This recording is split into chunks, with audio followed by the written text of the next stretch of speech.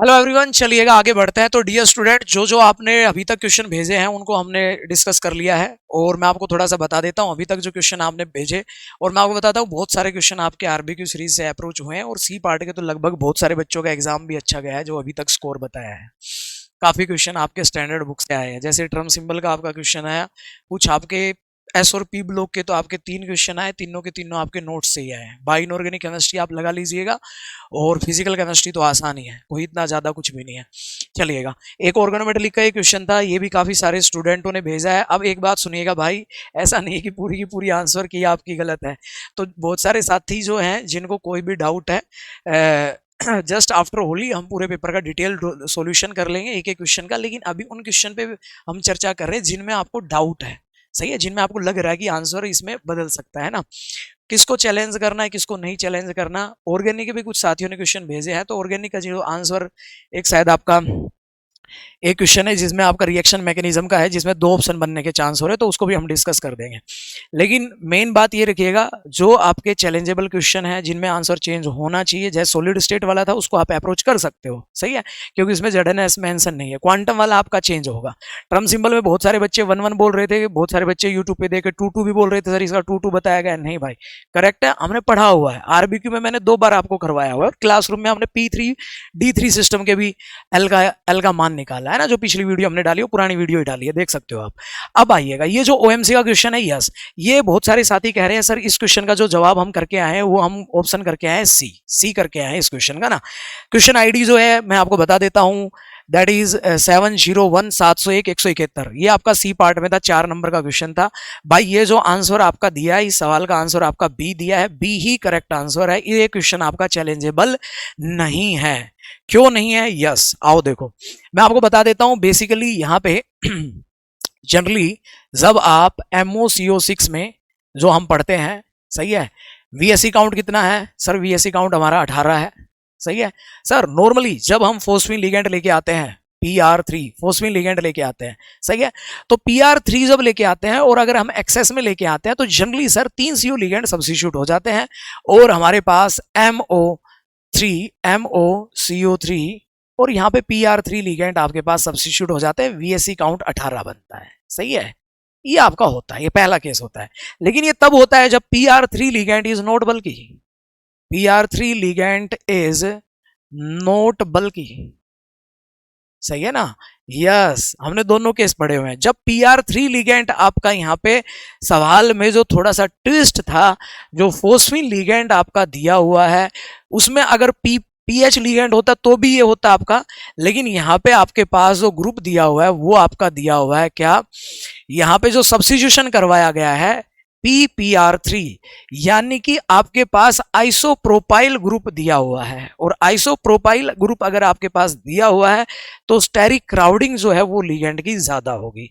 तो याद रखिएगा, ड्यू टू स्टेरिक क्राउडिंग जब ये रिएक्शन आपकी चलेगी तो इसमें जो आपके पास कॉम्प्लेक्स है MOCO6, इसमें आपका जो लिगेंड दिया है आइसोप्रोपाइल ग्रुप लगा हुआ है, तो ये बल्कि लिगेंड हो गया। कैसा लिगेंड हो गया? बल्कि लिगेंड हो गया। तो यहाँ पे जो सब्स्टिट्यूशन आपका होगा ना, जो आंसर आपका दिया है 2 लिगेंड का ही सब्स्टिट्यूशन होता है, 3 का नहीं होता है यहाँ पे, सही है।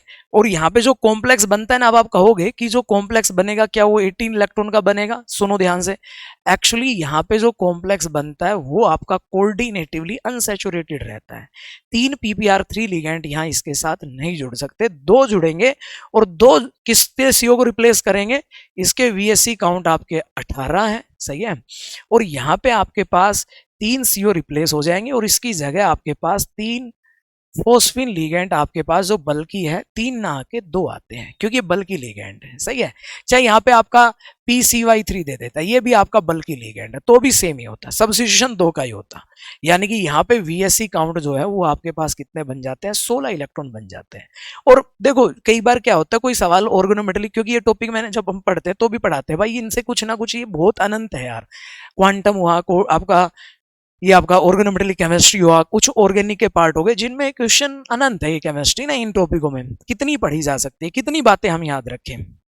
तो ये क्वेश्चन था, इसमें बहुत सारे बच्चे कह रहे थे कि सर ये इसमें आपका सी आंसर होना चाहिए, सी आंसर होना चाहिए। बहुत सारे डिमांड ये कर रहे थे कि सर ये इसका आंसर सी होना चाहिए, सी ये वाला ऑप्शन होना चाहिए, 3 सब्स्टिट्यूट नहीं भाई, स्टेरिक क्राउडिंग रोल प्ले करेगा। और जो CSIR ने जो आंसर दिया है वो आपका बिल्कुल सही है। फर्दर क्या होगा, H2 दिया हुआ है, H2 आपके यहाँ पे एक CO जो आपका जो VSC काउंट 16 बन गए हैं, उसकी जगह H2 आपका जाके जुड़ जाएगा, ये इतनी स्टेरिक क्राउडिंग नहीं करेगा। तो फाइनल जो प्रोडक्ट बन रहा है वो आपका 18 इलेक्ट्रॉन का ही बन रहा है, सही है। यहाँ पे आपका हैप्टिसिटी 2 में ये आपका H2 जुड़ जाएगा, ये कॉम्प्लेक्स आपका फाइनल बनेगा, जिसके VSC काउंट कितने हो जाएंगे, 18, सही है। तो इस क्वेश्चन पे नो ऑब्जेक्शन, कोई ऑब्जेक्शन मत लगाना भाई, कोई ऑब्जेक्शन लगाने की जरूरत नहीं है। इसका जो सही आंसर जो आपका CSIR ने जो आंसर दिया है, पहला ऑप्शन, पहला नहीं 6 तो कभी रिप्लेस नहीं होते, हाईएस्ट 3 होते हैं, दूसरा जो ऑप्शन दिया गया है वही आपका आंसर करेक्ट है। बहुत सारे साथी सी कह रहे थे, सी नहीं होगा भाई, रीजन आ गया स्टेरिक क्राउडिंग, सही है, यस। तो डियर स्टूडेंट, और भी किसी ऐसे लॉजिकली क्वेश्चन में जिसमें आप फंस रहे हैं, कोई भी आपको डाउट लग रहा है तो आप बता दीजिएगा, सही है। उसके अलावा मैं एक छोटी सी बात आपको बता देता हूं, अगर जो भी साथी CSIR नेट जून 2025 का टारगेट कर रहे हैं तो डियर स्टूडेंट हमारा कोर्स ऐप पे अवेलेबल है with RBQ series 7000 question, with test series 5000 question, standard book question and complete content, just at 4499। आप इन्वॉल्व हो सकते हैं, ये होली का ऑफर है, ये 2-3 दिन का ऑफर है, आप ज्वाइन कर सकते हैं। फिर भी अभी जो एग्जाम में जो भी क्वेश्चन जिनमें आपको डाउट लग रहा है उन क्वेश्चन के मैं वीडियो बना ही रहा हूँ आपको। और इस क्वेश्चन, ये जो क्वेश्चन था ऑर्गेनोमेटेलिक का, ये भी काफी साथियों ने शेयर किया, इट इज नॉट चैलेंजेबल, ये ऑब्जेक्शनेबल क्वेश्चन नहीं है, इसका सही आंसर बी है और आंसर की में भी बी ही दिया गया है।